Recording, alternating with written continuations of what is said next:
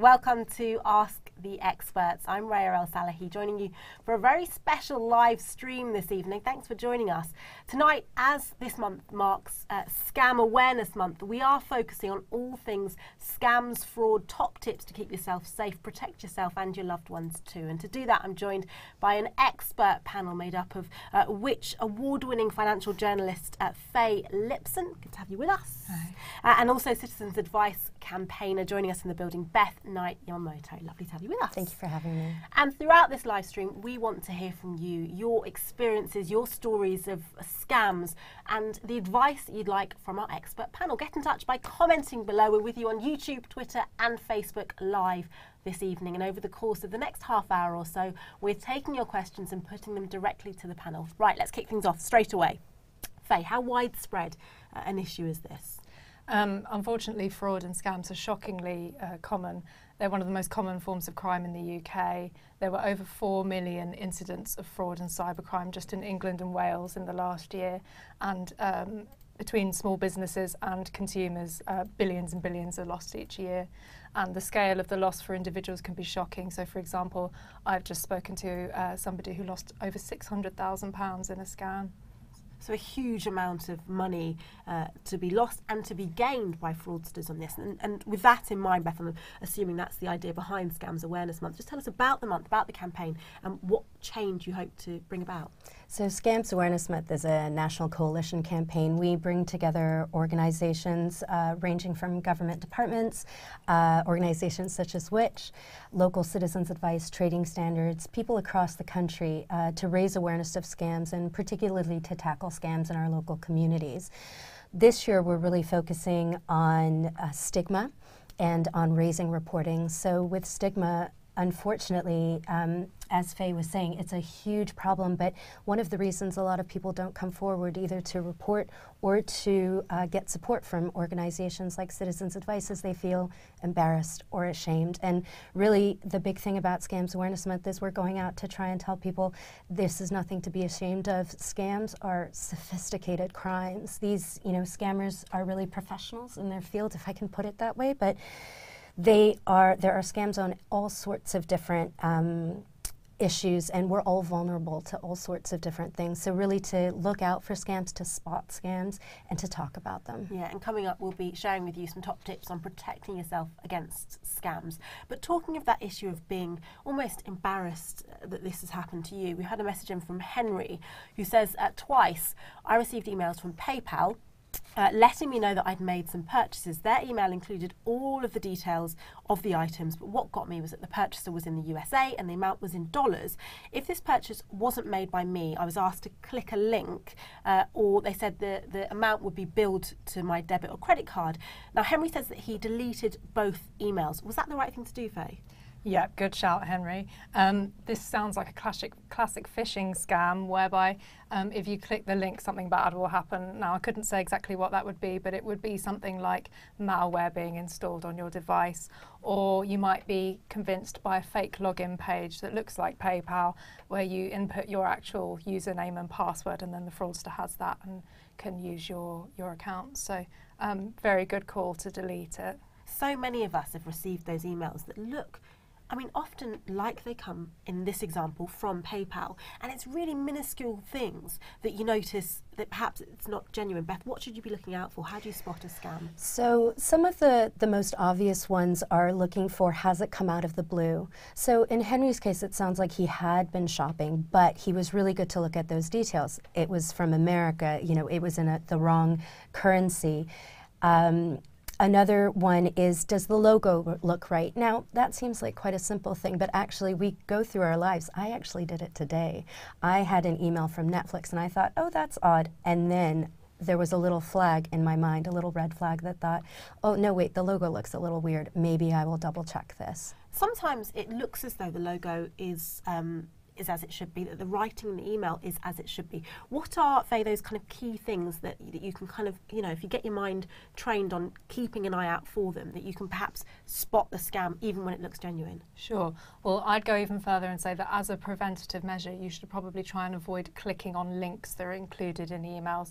Even if it looks extremely convincing, it could be a very good scam, and there's really no reason not to log in directly to the site and check, you know, the details in your account to see if it matches up with what the email is saying. So as a general rule of thumb, I wouldn't click through to anything at all. Right, okay. Alice says that I received a friend of mine received a call from someone claiming to be from a telephone preference service, stating that she's had the service for the past 5 years, but she said that was rubbish. She'd not lived in her flat for that long, and she also said that she knew the service is actually free. Now, she says the person rang off the phone in the end, but what is the best way, Beth, to deal with nuisance calls like that?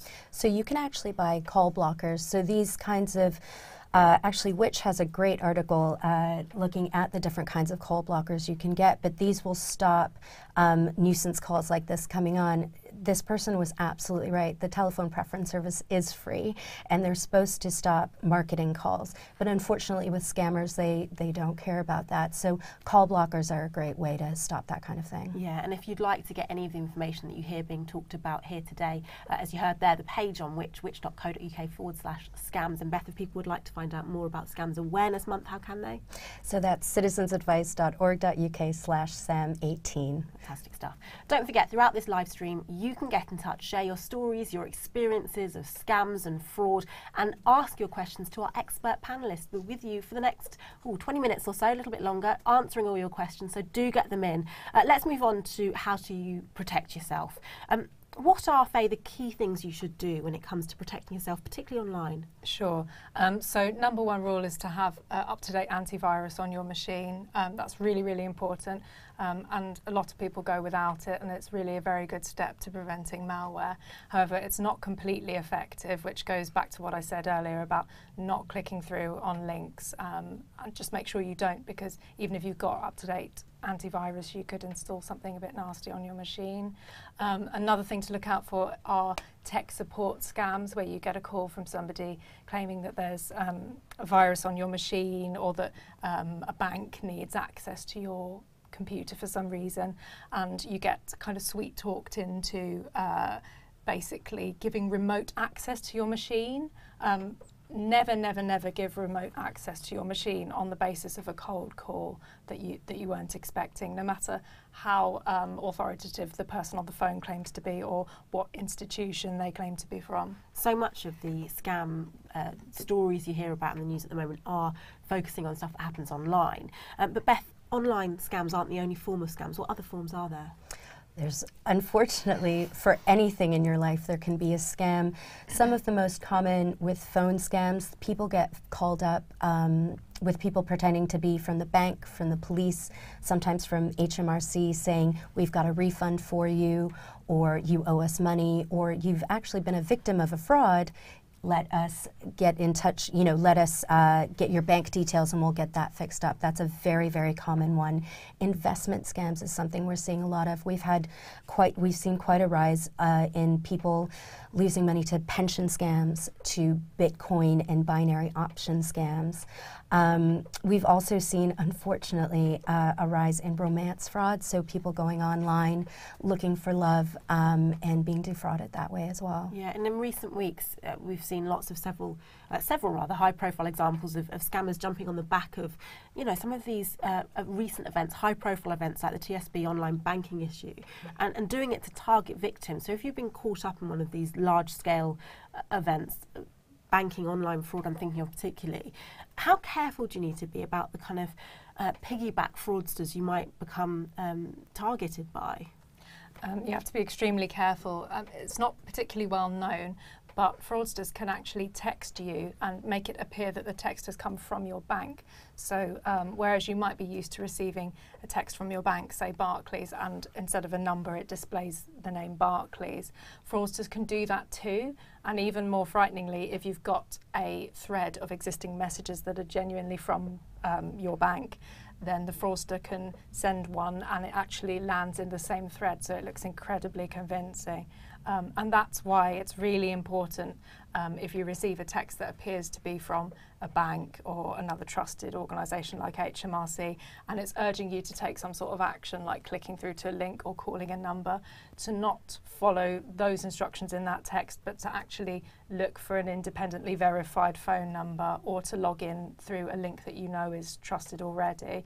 And kind of verify what's being said in the text. Okay, a panel of scam experts, anti-scam experts I should say, joining us this evening for a stream live, giving you the chance to ask questions all around scams and frauds. This June marks Scams Awareness Month, and we are giving you the chance to get your questions answered. If you've been perhaps a victim of scams, you know someone that has, or you want to get some top tips to protecting yourself, then get in touch. Just comment below to put your questions to the experts. Right, moving on. Beth, is there a sort of person that's more likely to fall victim to being to a scam? No, we are all vulnerable to scams, and we talk about, I think there is this stigma, as I said before, around only a certain kind of person is vulnerable to a scam. Only a certain kind of person would, fall for a scam, and that's absolutely not true. That's not to say, though, that scammers don't particularly target groups of people. So this week is, we're looking at focusing on people who are over 70, so older people. Now, they can be targeted highly for certain types of scams, and that can be because and these scams tend to be phone scams, mail scams. Part of that is because people are at home a lot more. These scammers tend to hone in on people who may be suffering from a little bit of cognitive decline, loneliness, social isolation. All of that can make someone vulnerable, but that's not to say that those are the only things that make you vulnerable to scams. It's interesting you say that. Alexandra's been in touch to say, I've noticed an elderly neighbour getting a lot of mail recently. I think that he might be targeted by scammers. Faye, what can I do to help him? Sure. Well, they're lucky to have you as a neighbour. I would say there's a fantastic resource online from National Trading Standards called Friends Against Scams, which is exactly aimed at this kind of scenario where you might have a friend or a neighbour that you're aware of has lots of posts piling up. And this can kind of be a combination of different scams like lottery scams, clairvoyance scams, which obviously people can fall prey to if they're already slightly vulnerable for reasons that Beth has just outlined. So I'd urge you to go on there, and they've got a great online training course for how you can intervene in a kind and respectful way and help your neighbour or your friend to kind of overcome the situation. I would also say that you can report scam mail to Royal Mail and to Action Fraud. How careful do you need to be, Beth, when it comes to shopping online, which so many of us do? You have to be very careful. So what we were talking about earlier about submit, embedded links, that can be really difficult. But in terms of shopping online, there are so many different ways that we can be scammed from online platforms. So a seller on an online platform may be having something that's fake or not even there, so you order it and it never comes. That's what we call a phantom good. There can be on these marketplaces these sort of special deals that you think, oh, that's fantastic, and that can be pulled into, a different kind of scam. So it can be very, very difficult. It's tough, isn't it? Because when you're doing online shopping, part of it is that you're almost kind of doing something quickly. That often you're using your phone, you're out and about on the go. That it's almost that it's so quick and easy to do that perhaps there's that balance between maybe make things a little bit less convenient and take the time to step away, I'd imagine. Andy's been in touch to say that Apple MacBook suggests the antivirus isn't necessary for the Safari operating system. Faye, is that right? To be honest, that's slightly outside of my expertise, but I'd be happy to look into it for you. If you want to drop me an email at scamwatch@which.co.uk, I can look into those claims for you. Brilliant stuff. Do get in touch and share your experiences of being scammed and any questions you have for our expert panels. As you heard, if they don't have the answer, they can direct you to somewhere that you'll find the answer. So hopefully we'll get your questions answered this evening. Moving on, steps to take. to protect yourself after you've been scammed. If you have been a victim of the sort of things that we've been talking about this evening, what should you do? Here's a bit of a long one from Denise. Thanks for getting in touch, Denise, who says, following an unsolicited telephone call regarding a pension review, my husband was convinced into transferring his small pension into an overseas scheme. Unknown to us at the time, it wasn't considered suitable for UK investors, but when we were alerted, before we were able to seek independent advice, we were contacted by somebody pretending to be from the Institute of Financial Accountants, who said there was no need for concern and it was just a routine monitoring exercise. We've since found out that it was part of a multi-million-pound scheme which has been wound down, and now looks like any money that's recovered will be swallowed in admin fees. Beth, they ask, do we have any redress in the UK or compensation fund that we can apply to? This seems like a very complex issue, and it sounds like there are investigations going on. My first port of call would actually be the Pension Advisory Service. They give advice on pensions, and I think they will obviously be aware of this if this has been a long-running issue. Pension-wise is another resource, but they do face-to-face consultations. So I think the first thing to do is talk to the Pension Advisory Service. In terms of pensions, one of the things that we always recommend is go with a financial advisor who is on the FCA list. So the FCA is the Financial Conduct Authority. They have a list of people who they approve, and always go with a registered financial advisor from their list. They also have a list, unfortunately, of scam advisors, scam schemes, which they update. So that's another one. If you are worried about a pension scheme or an investment that you're thinking about, have a look at that list as well. So do your research first. Absolutely. Okay, it's obvious that if you have been a victim of this, the first thing you're going to do is probably panic, Faye. What should the first thing you do if you think you've been a victim of scammers be? Sure. I think that really depends on what kind of sensitive information you might have given away. So as a general rule, the first thing you should really do is report a scam to Action Fraud. But if you've just given away online banking details, or you've just made a transfer of a large sum of money to somebody and you think that they weren't who you believed they were, or you've given away your password, it might be appropriate to contact your bank straight away and say, lock my account down, or it might be appropriate to log into your account and change your password immediately as the absolute first step before you go to those official channels and report it properly. You hear people say change your passwords regularly all the time, and so many of us think, yeah, I probably should, but it's a bit of a hassle to do it, isn't it? Beth, how important is it to be one of those people that regularly changes your password? It's so important. So there's been multiple studies that a lot of people do exactly that. I have to admit, I'm a little bit the same, where they either do a password, one password for everything, or they'll do a password, so they're called sequential passwords, so they'll go 1, 2, 3, 4, or love, or they'll do words. And it's so important to have a password that is very complex, that has numbers and letters, because they can be very easy to crack, or because there's been a lot of data breaches recently for organizations, so your passwords are out there. So if you use the same password for one organization or company, and there's been a data breach, that means that your password is out there to be sold or to be bought by scammers. Really scary stuff. There are websites out there actually you can see whether that's happened to you, isn't there? Sure. So there's a website called haveibeenpwned.com, just geek speak for being hacked, I think, where you can go and you can input your email address and see what of the major breaches like Adobe and Yahoo you've been personally caught up in. And obviously it's not completely comprehensive because there are lots of data breaches that aren't on there, but it's a really good idea to what kind of data you might have floating out there already. And if you have been using the same password or very similar ones across different sites, that's definitely a good prompt to change it. Brilliant stuff. We are close to running out of time, but there is still enough time to get your questions in if you'd like to put your scam experiences, put your scam questions to our expert panel. Get in touch by commenting below. As Grief has, apologies if I said your name wrong, with a really good one. They say, some months back someone used my name, address and date of birth to get car insurance. I received a few emails confirming this, as they'd insured several cars. Luckily no money was taken. They'd actually used their own debit cards, but I had great difficulty trying to find out who the actual insurer was. This was done through a comparison website as well. So when I phoned these companies, I felt it was impossible to actually speak to somebody handling the fraud. Beth, what should Grief have done?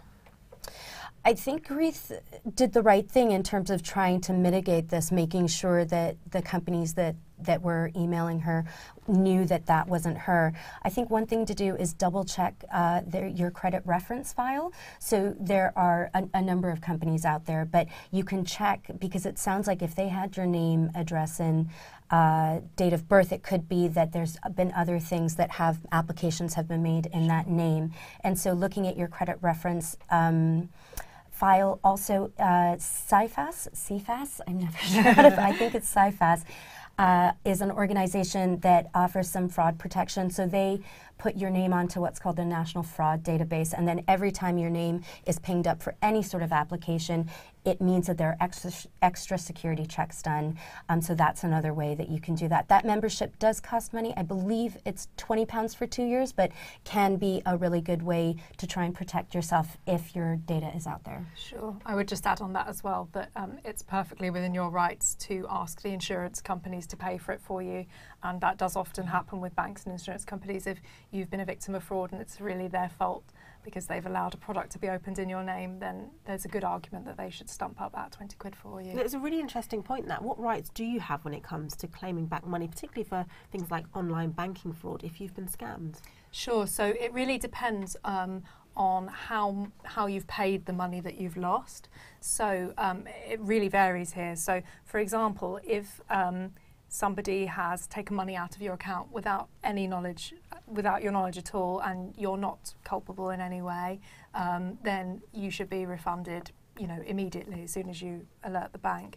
Unfortunately, it gets a lot more complicated if you yourself were tricked into transferring the funds to an individual because you thought they were somebody like a bank or a lawyer, and actually it was just an imposter. Unfortunately, in many of those cases, people don't get their money back because they're deemed to have actually authorised the transfer themselves, which is quite a shame and quite shocking, and that's where we see some of the biggest losses. For example, the £600,000 loss that I cited earlier.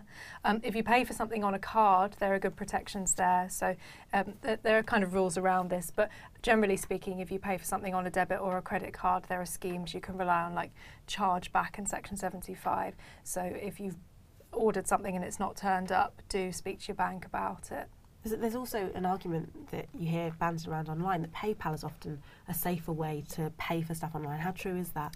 So PayPal does have a buyer protection scheme. I think it's got certain time limits. I think you have to claim within a number of months. So that is there. I would say probably the strongest consumer protection if you're buying something is actually credit cards. So there's Section 75, which is a protection enshrined in law.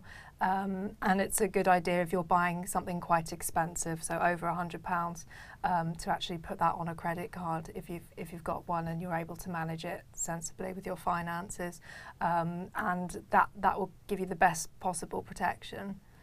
But PayPal does have its own scheme as well. Interesting stuff. Now, Pippa's been in touch to say, I've been applying for jobs online and a recruitment agency sent me a paper application asking for me to provide my original passport, driver's licence and other very personal information. Would a legitimate agency, Pippa really ask for the original items? I've only experienced being invited for an interview and the company photocopying the original items on the day. Beth, is this a scam for identity fraud? It could be. So we actually see a lot of job scams.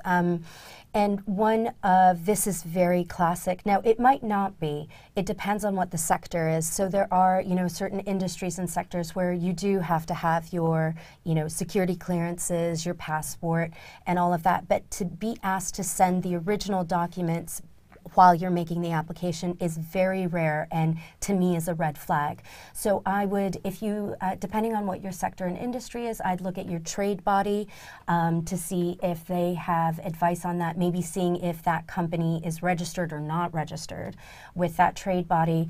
I'd also ask them.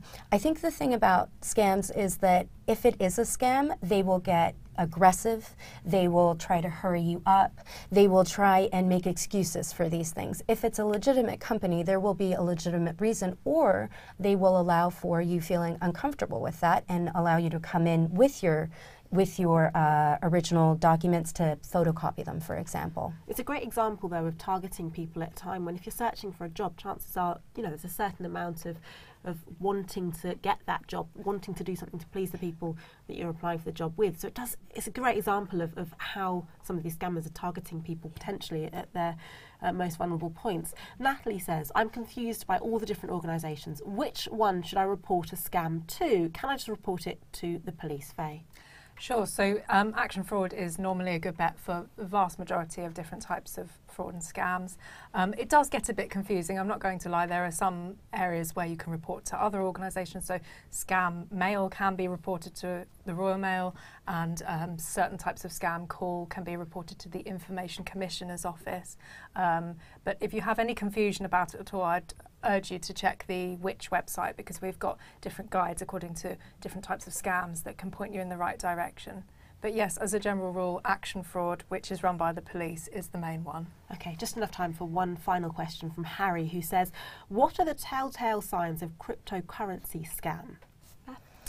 So there aren't a lot of telltale signs, and that's part of the problem. I think, cryptocurrencies are digital money, essentially, and they're quite a new thing, and they've been in the news a lot. You hear about people who have made a lot of money from them. But I think if you go back to sort of the original advice around investment scams that we have, does the deal seem too good to be true? That's probably a red flag. Are they trying to pressure you into doing things? It's, is it a time limit? This deal is only here for now. You have to act now. That's a good sign. Another good sign is, whether they're sort of offering things that can't be true. So they'll say, these cryptocurrencies are part of an FCA regulation. Cryptocurrencies aren't regulated by the FCA. So it's really good to do your research and to make sure you know what you're getting into. Brilliant stuff. Thank you so much for joining us this evening. And before we leave you, just to summarise, Faye, one key thing people keep in mind at Scams Awareness Month this June, what would it be? Sure. Do not do anything that cold callers tell you to do. If you have any questions, if you are seeking advice, the Citizens Advice Consumer Service is always there to answer your questions. They can give you advice, signpost, and also refer you on to organizations like Trading Standards. And just as a reminder, how can people find out more about Citizens Advice? So the website is citizensadvice.org.uk. There is a phone number as well. I don't want to get it wrong. I believe it's 03456 040506, but please do research that. It's a good way to start researching for Scams Awareness Month. Thank you both so much for showing us your expert advice with us. Really great to have you both here. And thank you for watching. If you'd like to find out more about anything you heard being discussed, or you just want general expert advice on protecting yourself during Scams Awareness Month, visit which.co.uk/scams, and do join us next time for Ask the Experts. Thanks and have a great evening.